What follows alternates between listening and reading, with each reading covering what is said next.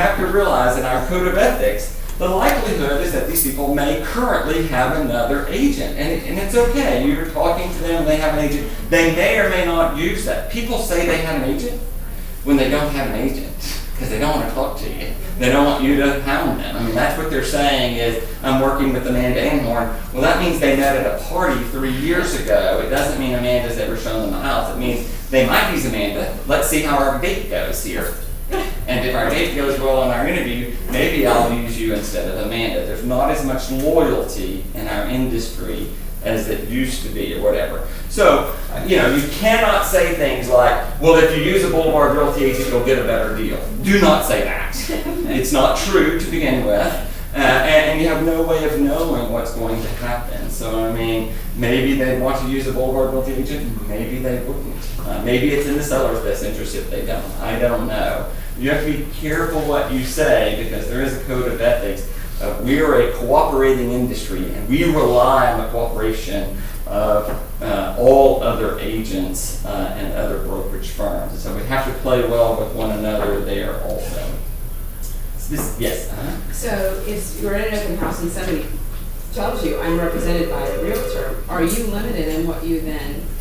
You can tell them anything your seller would like for you to tell them. So if they say, I'm represented by Wade Knight, then that's when they can say, I'm working with Amanda. I'm working with someone, great. Would you like me to contact Amanda and send her some more information about this house? Or would you like me to contact provide you with any more information about this? It doesn't mean that you can't contact them. I would limit what I contacted them with. A follow-up after an open house of Amanda Anhorn's client if does not violate any code of ethics. Continual following up, if they said I lied, their contact information, that's reasonable. You understand?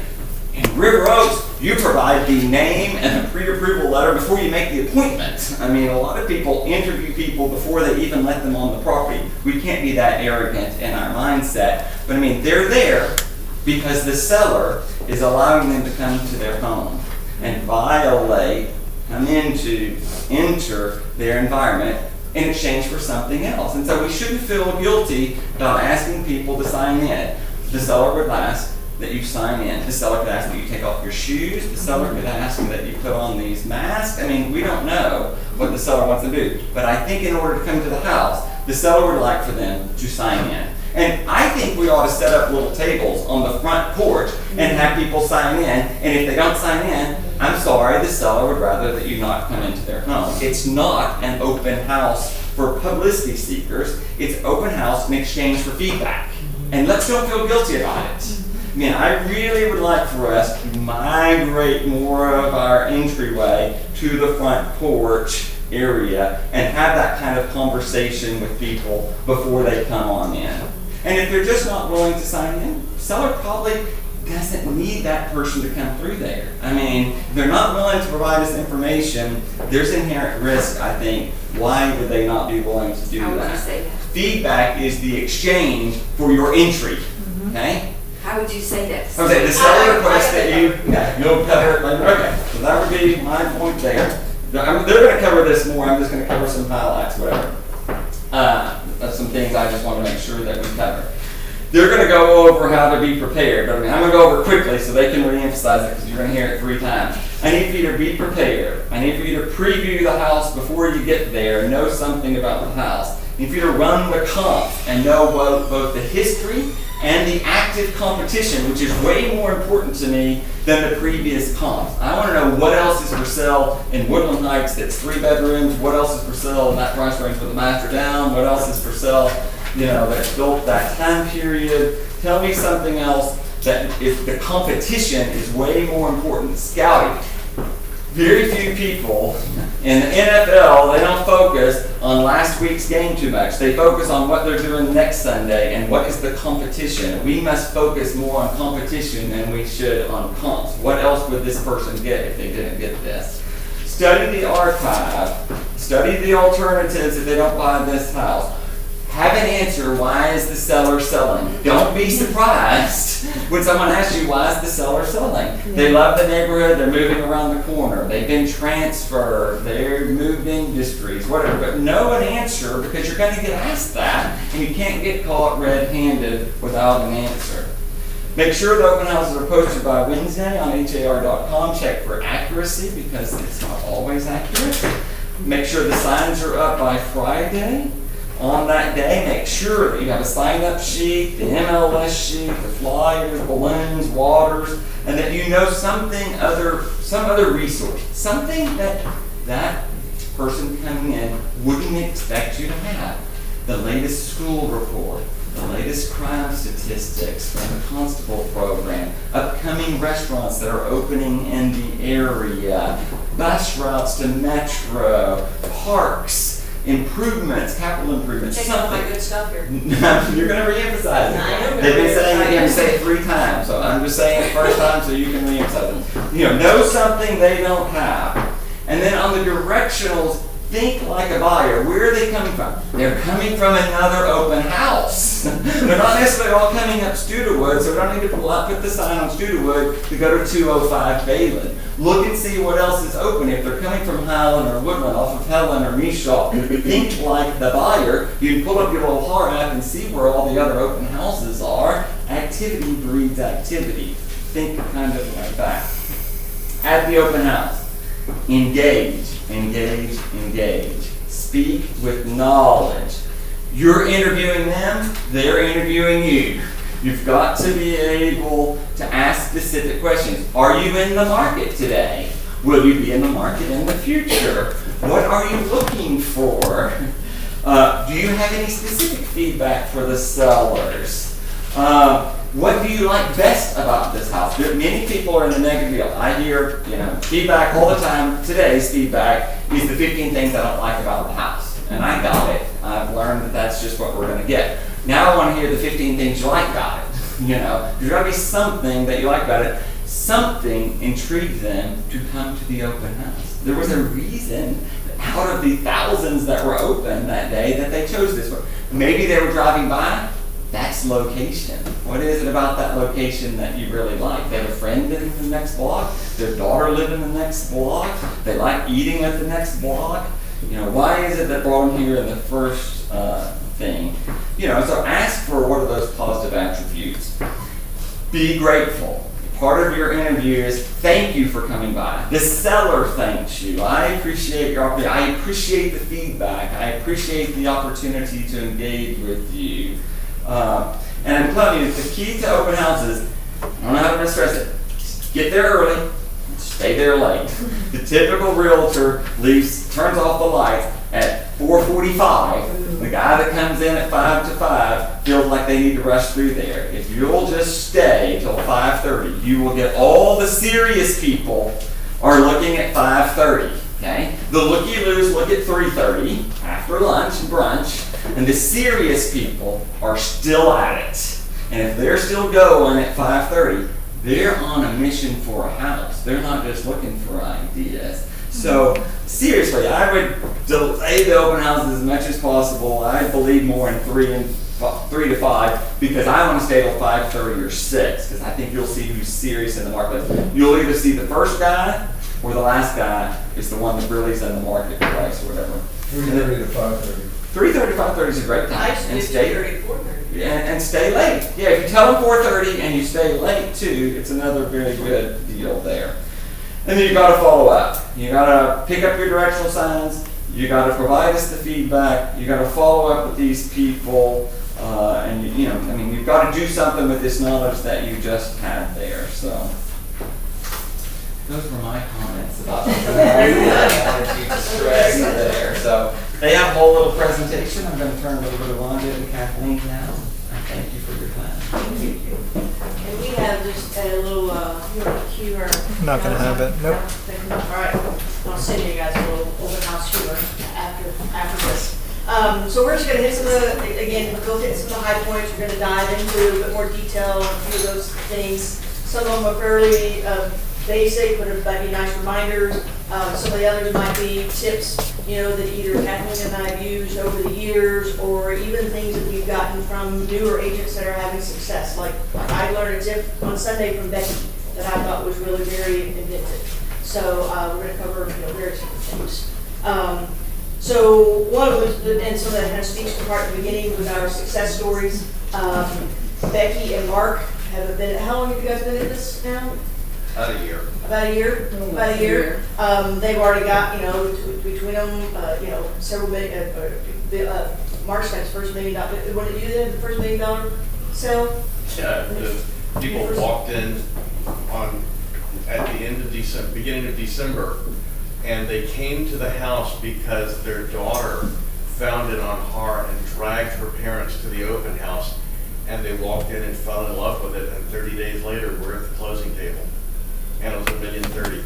So if you're having a tough time pulling yourself away from lunch, or you really want to go hang out at the pool, or whatever else, you might just remember that when you're doing one of your next open houses.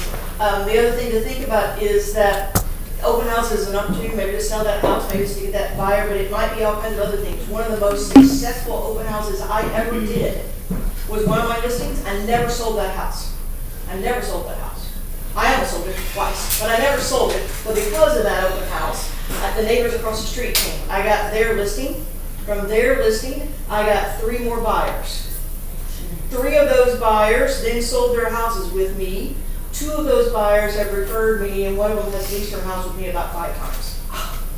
So I never sold that house on Cheshire, but I'm grinning like a Cheshire cat every time I think about it. So there's all kinds of reasons to do it. So open houses will get you buyers, it gets you listings, it gets you builders, it gets you referrals. And I often say that your expectation kind of going into open houses is, to use analogies, it's kind of like baseball.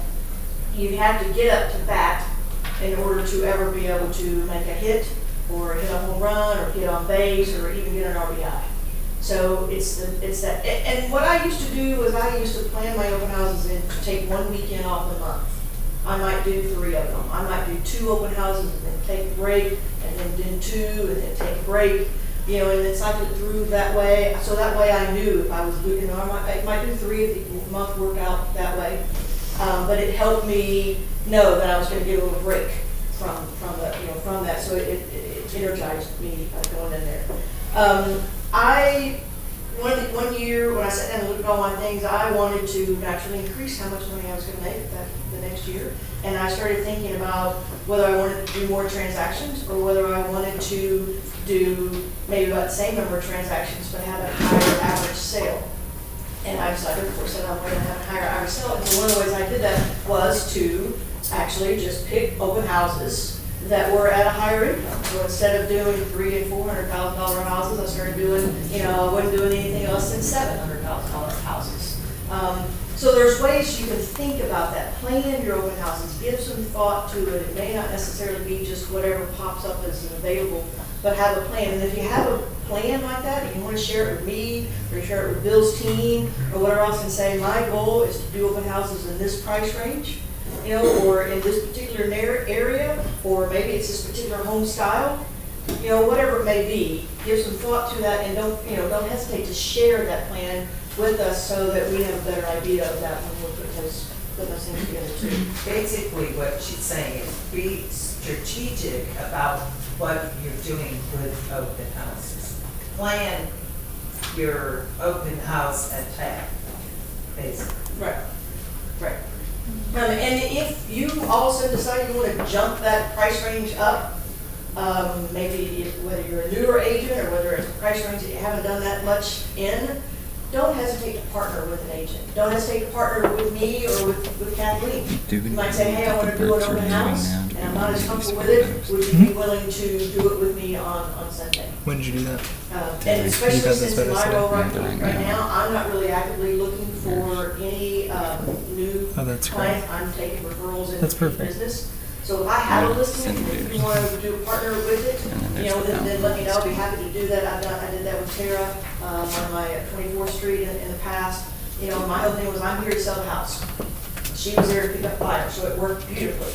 And how we tag team on all that. So don't hesitate to do that too. Bill brought up an excellent point, speaking of being strategic, and that is anticipate questions that we're going to ask. A number of you guys have done open houses and get some of those things.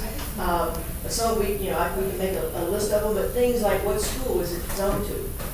What's it near? Is it near the bike and hike trail? Is it near restaurants? Is it near anything? And if it's near bike and hike trails, when I've done listings like when I used to have a listing over on Julian, it backed up to the 24-hour Spanish flower restaurant.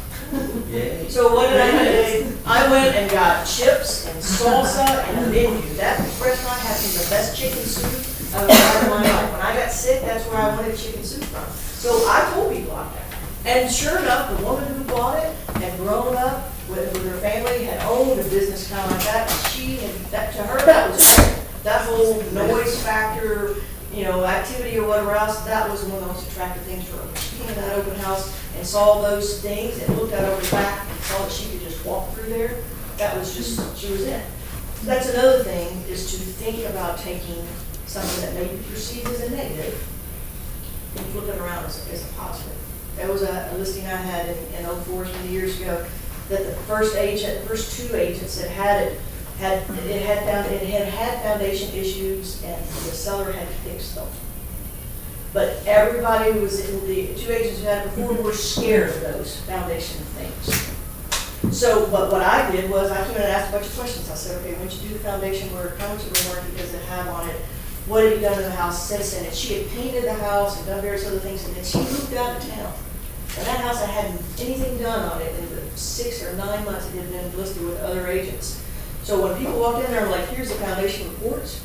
The reason why it was done because it was a rental and the pipes leaked and it doesn't have anything to do with the ground, with the trees, with this or that or whatever else. And walk around here, she's painted it, she hadn't touched it in 9 months. You can't find a single crack.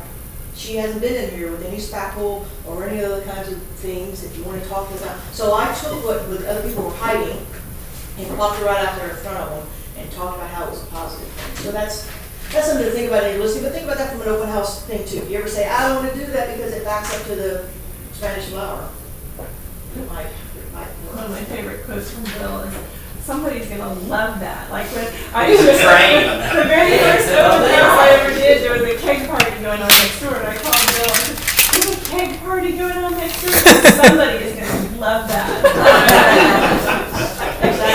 Exactly. So you gotta flip it around. You gotta think about how do I make this something positive. Once I had a listing that it was the craziest floor plan, and they had taken the existing bedroom and added on a bathroom, and then the master bedroom, and they took out the toilet in the master bedroom.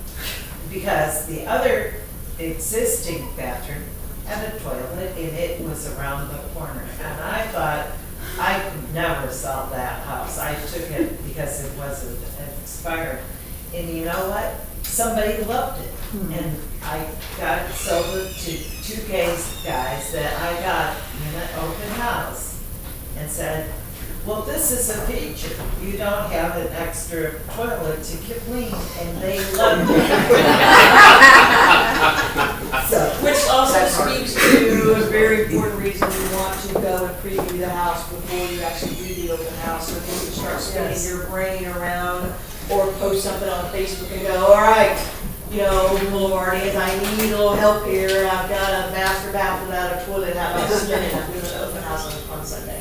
So it's another reason to preview. But also, you might make a list of things that you can see. If you're doing one of the lists for Bill or for me or for Star or for anyone, you might come up with some questions that buyers ask all the time. Like, what kind of floors are these?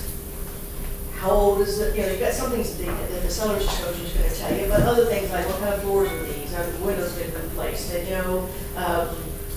Is the heat, gas, or electric? Some things that you may not obviously be able to see, and some things that you might, but just kind of anticipate some of those things. And if you get a series of questions, buyers seem to walk into your open houses and they're asking you the same kind of questions every time. Make sure you know that before they walk in the door, so that you don't have to worry about trying to text somebody while you're standing in the open house, hoping that they can get back on you in time to tell them to buy it. But that's also the best opening of all. I'll get back to you now. That, I'm after just it- making I got that this up one, for you. you know? You wanted to ask your question you don't know, even if you know it. They'll ask me the width of the wall with the insulation, and I might know, but before I just make something up, say, I want to verify this with the seller and I'll get back with you. That's your window to get back with them. And it's the following absolutely what day. they- Then you'll be able to tell how engaged they really are the next day. Yes, yes, and it's a, kind of speaks to that a bit in, we'll get into this a little bit in detail in just a minute, but it gives them, it shows that you're knowledgeable. And I've often said that I don't know can be an acceptable answer as long as you follow it up with, but I'll get back with you, and then you do. Because a lot of people will say, I don't know, they'll make it up, and it'll be obvious that they're making it up, and then you really lose, and they don't get back, and they don't get back on a timely basis. Speaking of like doing previews, and be also aware of the inventories Bill spoke to just a bit. What else can they get? They walk into, I mean, Becky had somebody walk into my White Oak listing that she held open on Sunday. It's listed at 610, they're looking at 400. I mean, you wonder why the heck they're there, but she got their information and she's gonna be providing information to them. So you may already, having doing business in the area, you may already know. She already started asking them some questions like, what are you willing to give up that you have in here? Are you willing to give up a bathroom? Are you willing to have a smaller lot? Are you willing to live in this area over here or live in? She already knew what $400,000 was gonna buy you in this area, and it wasn't gonna be what they were standing in. So, so it helps to do the previews and be aware of the inventory. What I used to do is I had a 3, 3, and 3 rule. So I knew 3 listings that were higher, 3 listings that were the same price, and 3 listings that were lower. So I could say to any buyer, oh, this might not be right by this or that, but no, this might not work for you, but I know something that will. And I could speak to the inventory. And I would also get an opportunity to show them that listing.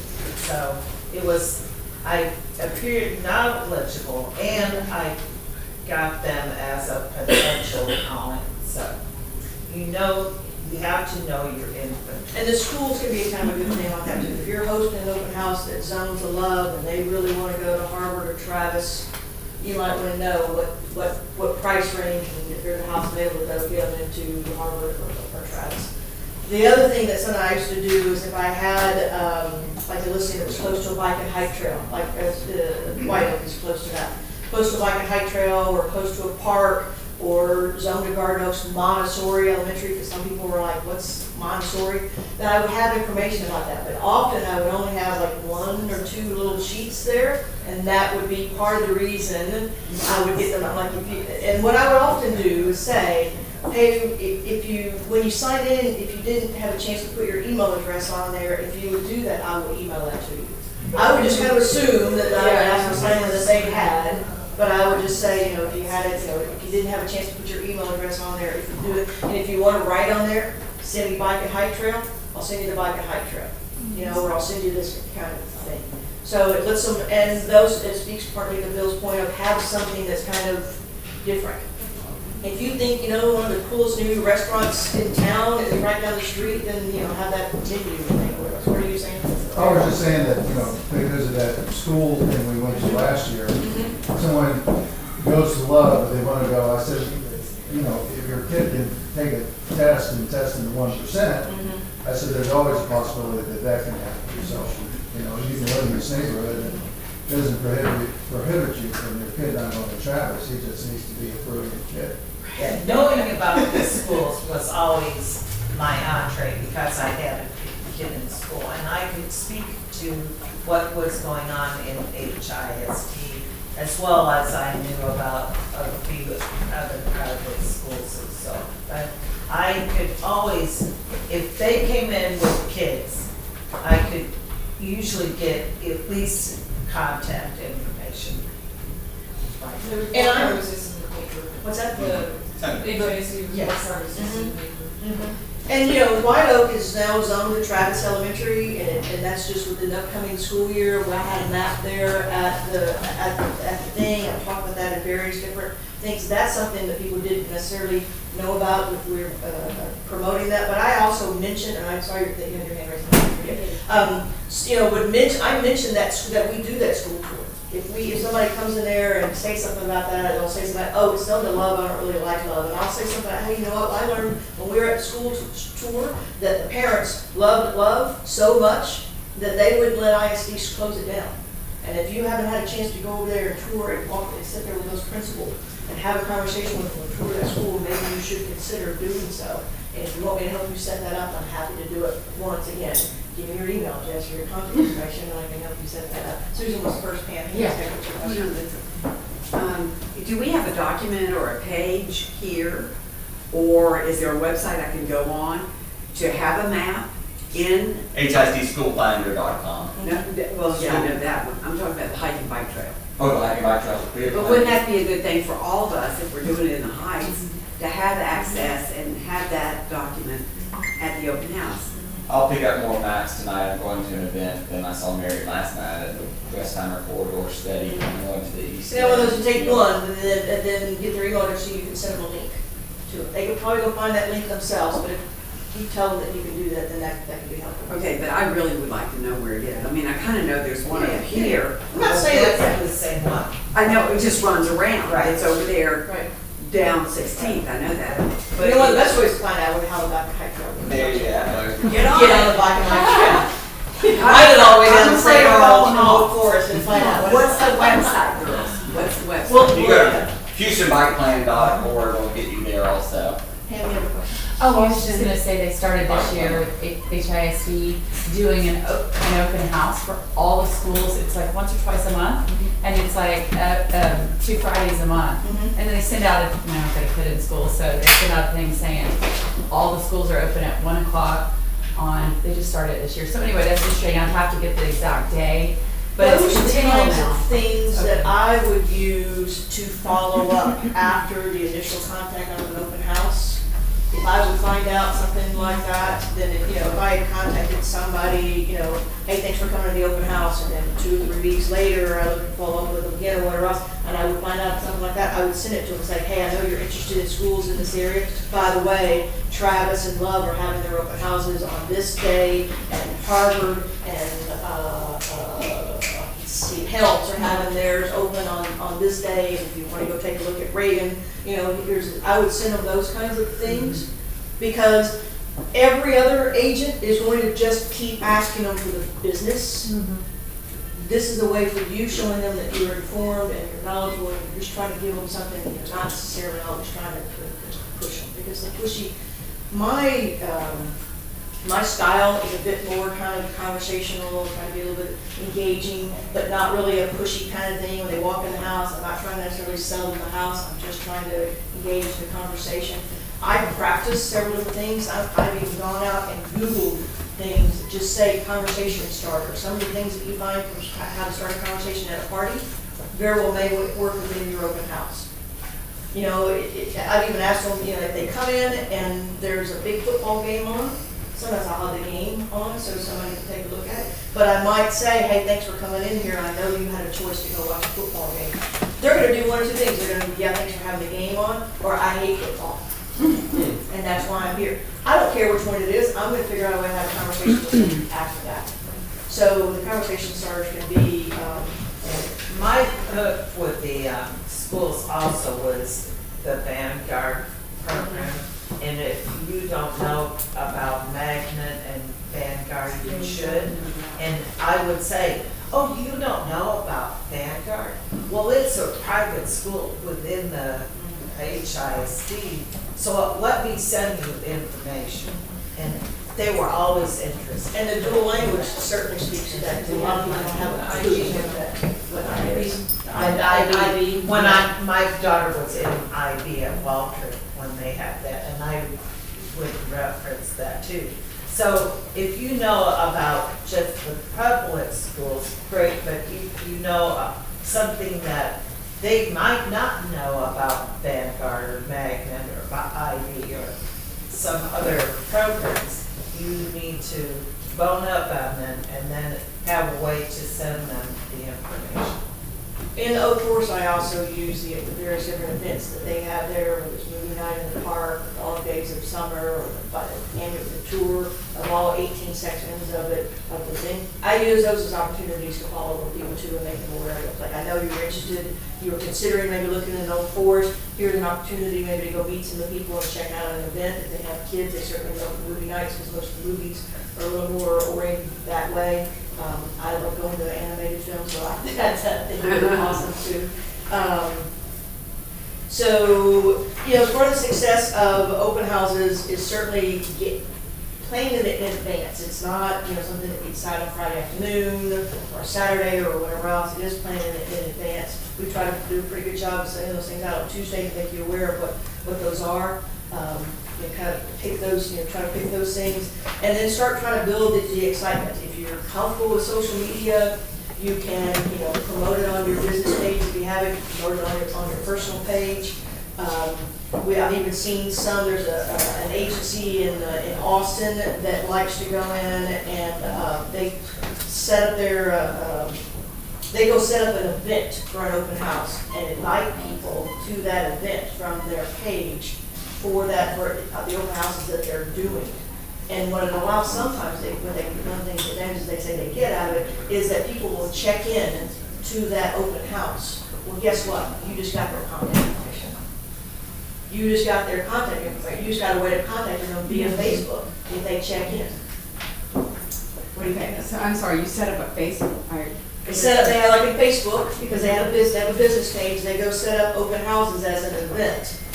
If somebody goes to that open house as an event and they check in, you now have their contact. You now know who they are, what their profile is, and you can send them some information.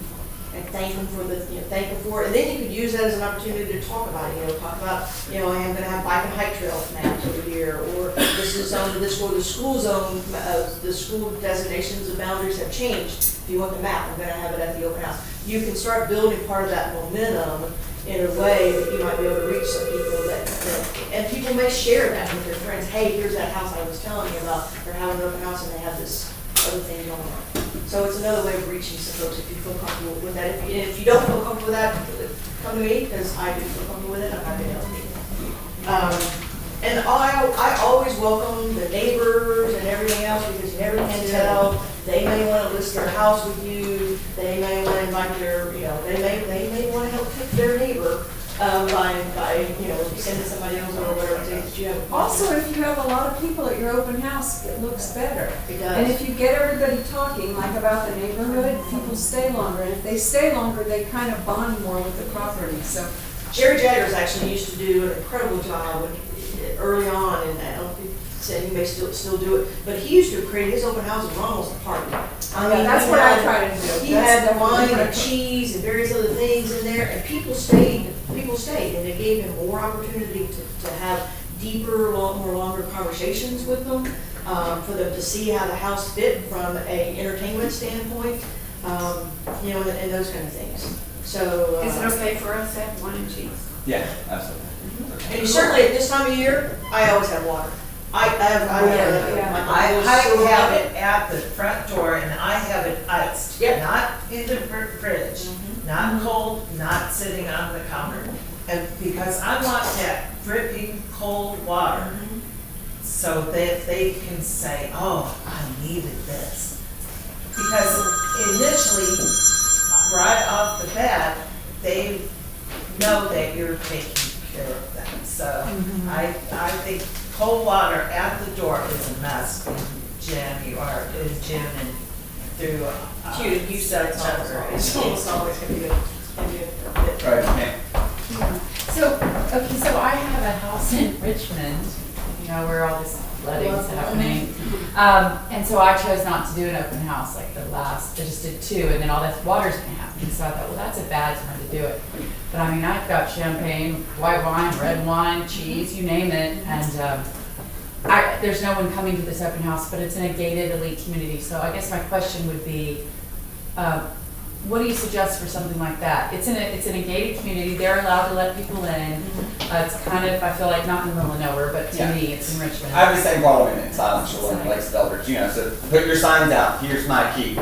take the guard a bottle of champagne, take your flyers to the guard so that they are, but it is tougher, and my area is prone to flood. I mean, I visit with all the agents in my subdivision, none of us are getting any showings, because right now, post immediately the photos of your house being high and dry during the flood, a testimonial about how the water never really got to the street, as much as you can to talk about. It's better than ignoring it. I just hit it head on and say, this house was high and dry. You'll see that a lot in MLS or whatever, high and dry or whatever.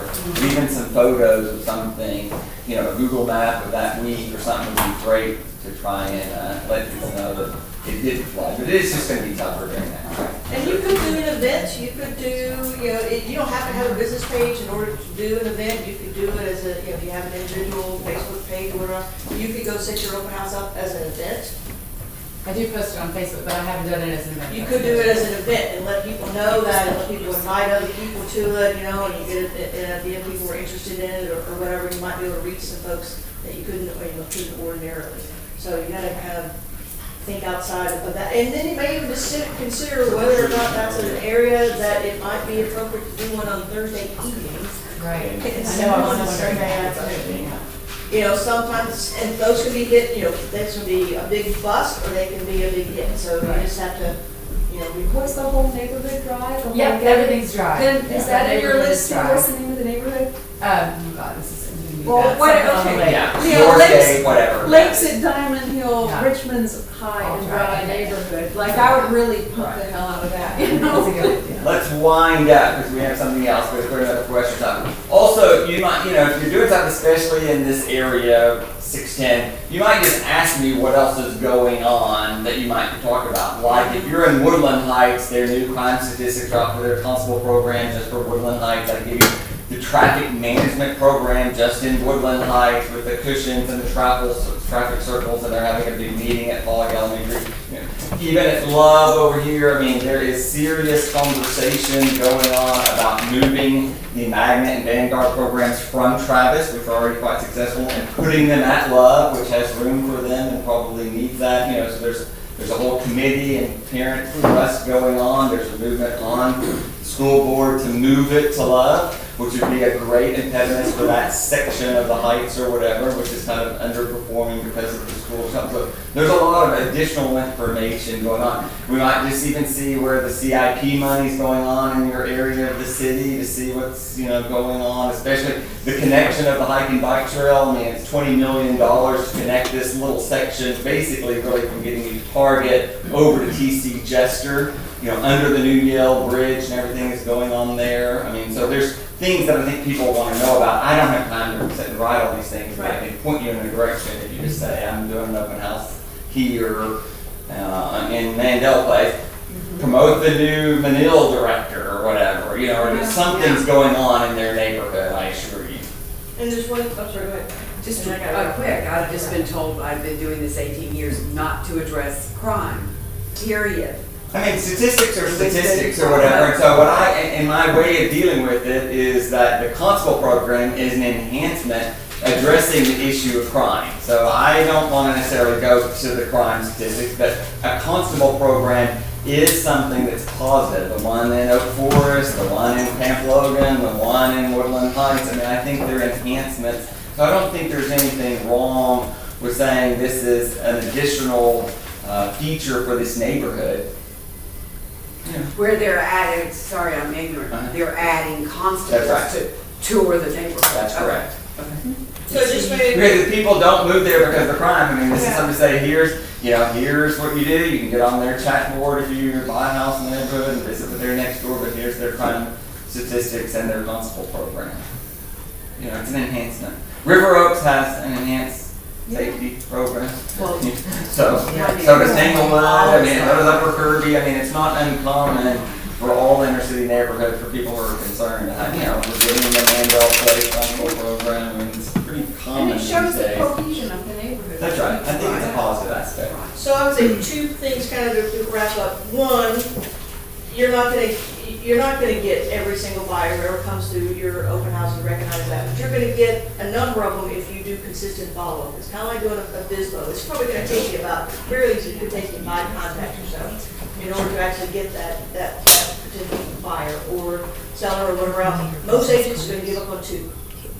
So if you do 3, you've already outpaced what the other agents are doing. And if you do that 4th and that 5th one, you very well may get that client or some other client in the future. And I got a listing appointment a few months ago from somebody who did not buy a house from me 5 years ago, but met me in an open house and wished every day since then, according to them, that they had.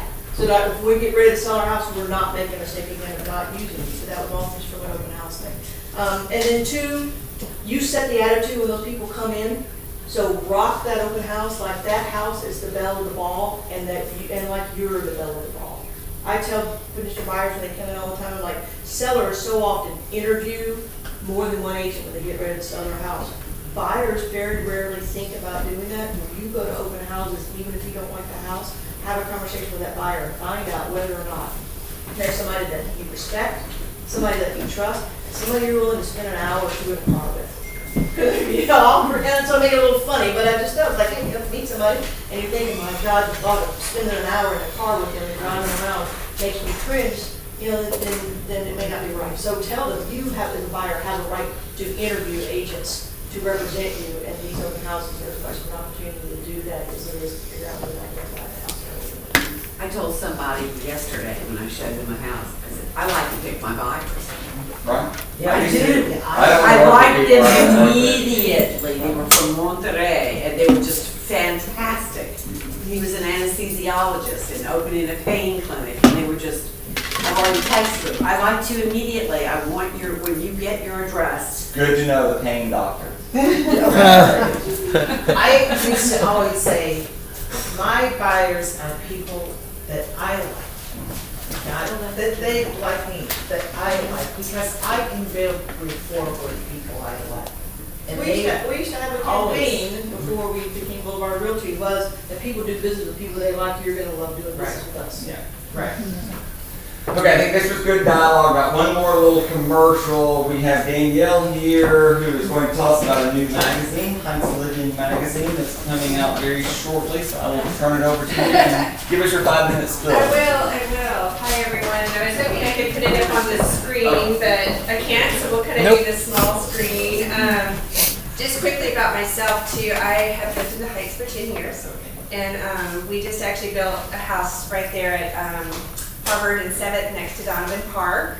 So just moved over there and having all sorts of issues, but that's okay.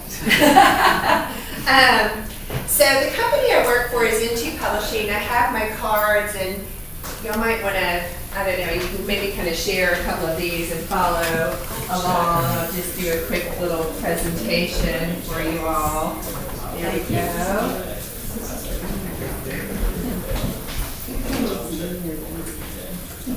So, Into Publishing has been in business since 2004, and basically what we try to achieve with our publications is turning neighborhoods into communities. Obviously, I'm a resident of the Heights, love the Heights, and when I first heard about this, I was like, oh, I don't know, there's so many local magazines, you know, but what I'll go through in these slides will explain sort of the difference of what we do as a company.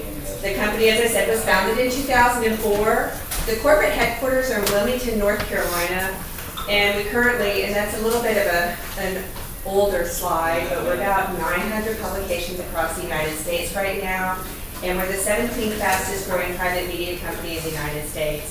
We did well over $100 million last year and are on target to beat that this year. And so these slides kind of explain some of the reasons for the growth and why we operate differently. It's really user-generated content similar to Facebook.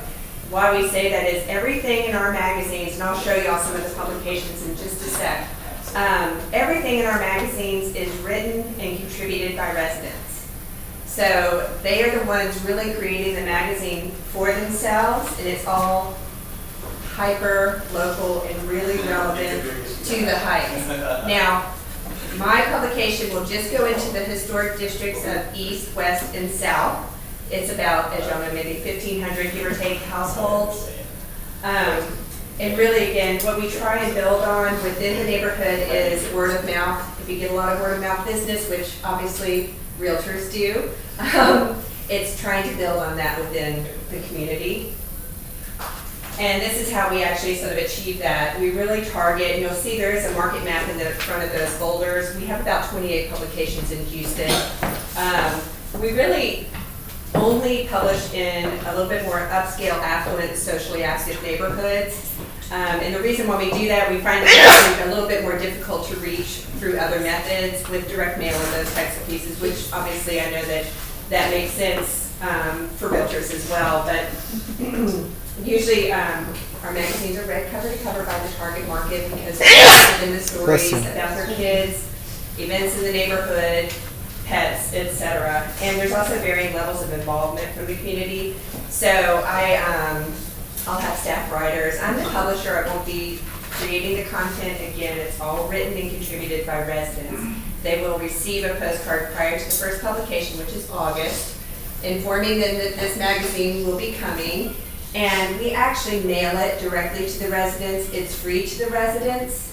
So, and it's only going to go into the single-family households of those districts that I mentioned, not into the apartments in the area, and it is not distributed at businesses. So it's not something that people will just pick up at business. It is mailed directly to the residents.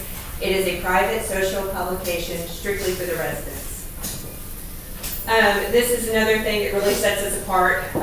We do private events where we introduce our business partners to our residents. So it might be, I've already spoken to Allie over at Harold's, maybe doing like a restaurant review at the new tap room, invite the residents, and that would be a call out within the magazine. Again, I'll show you some of the publications really quickly here.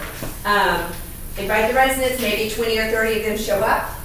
Bill might show up, get to meet them face to face. You get to meet them face to face, sit down, have a nice meal with them, tell them what you do in a really just relaxed, comfortable setting. So it's, again, something else that really sets us apart.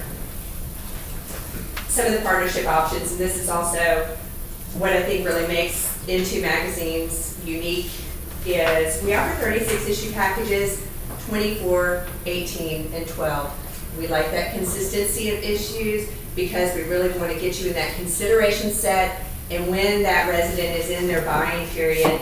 And again, as I said, I've lived in the neighborhood for a long time. I moved from Blair Street to Harvard.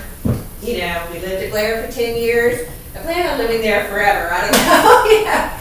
But our buying process, I went into multiple houses in the neighborhood. My buying process was maybe 3 years, and then we found a lot and built our house. And Rick Moon was our architect, and HDT Builders built our house. But the whole buying process was a really long time, so that's why we offer these a little bit longer packages. We don't just do a one-off. Another thing that's great with the 36 and 24 is we offer a write-up on the business. You do not have to write that. It will be written for you by a staff writer, or you can contribute that yourself. And another thing that really sets us apart is you can create unique ads that are relevant to the community. If there are your clients in the neighborhood and you want to have a picture of them with you, handing them the keys to their house, in front of their house, this is why I love Boulevard, this is why I love Bill, we can do that. Or obviously I know you'll have, if we can actually create the ads in North Carolina, or they can be done here. Okay, so that's kind of that. I'll show you a few of the publications if anyone would like to take a look. Here, Aaron, they're here.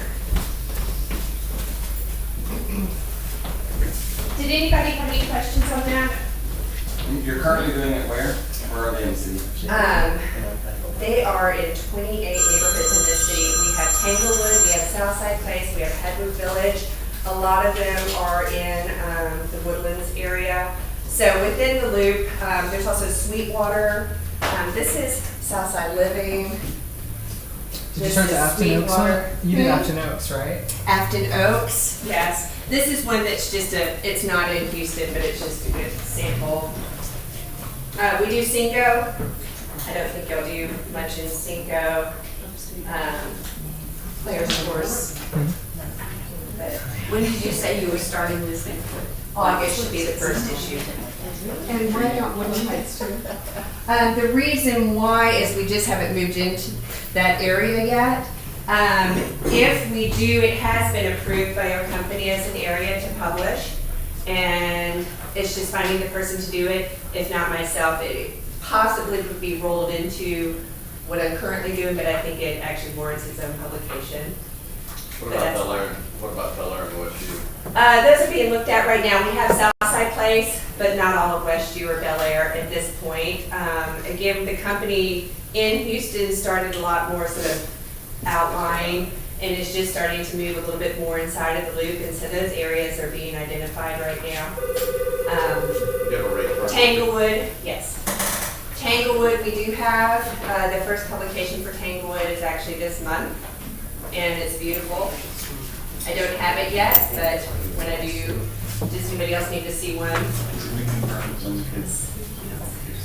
So how many realtors? We only have one realtor. Okay, yes, so Caroline Schlimmer with Greenwood King has bought the real estate resource page for 2 years. But it's the same. But she is the only realtor I have right now in the magazine. We don't offer exclusivity, but as a group, I do have the centerfold. It's those 2 pages. I don't know how y'all actually do this, and Erin can probably help direct that and Bill, but I also have opportunity. We have maybe home of the month, yard of the month, sponsorship opportunity. I'm probably not going to do the yard of the month. I'm probably going to do, because it's the Heights, a porch of the month, because I think it's really I fun. think that's a great idea. Thank you. I have a front porch where I live, and I Right. love to sit out there. Right, and our new house, we have a new 300 square foot screen porch that looks at Donovan Park. It's very nice at night, so I think that porch living is kind of a thing in the Heights, and rather than the yards, so I'm trying to, and that's the thing about the magazines too, because everything is written and contributed by the residents. Each of the magazines and each of the publications really take on the flavor of that particular neighborhood and those residents. So I think that's, again, what makes it really neat. And taking this on, I knew there were lots of publications in Houston, and I sort of hesitated with this, and I had worked for 6 years, and, but I know I'm going to be in this community, and I'm right in the heart of the historic district, and, I think it's actually a really cool thing. So, I appreciate y'all's time. I have my cards, and Both prices. yeah. Thank Thank you very much. Okay, we'll take a break. We'll regroup right before noon for the last.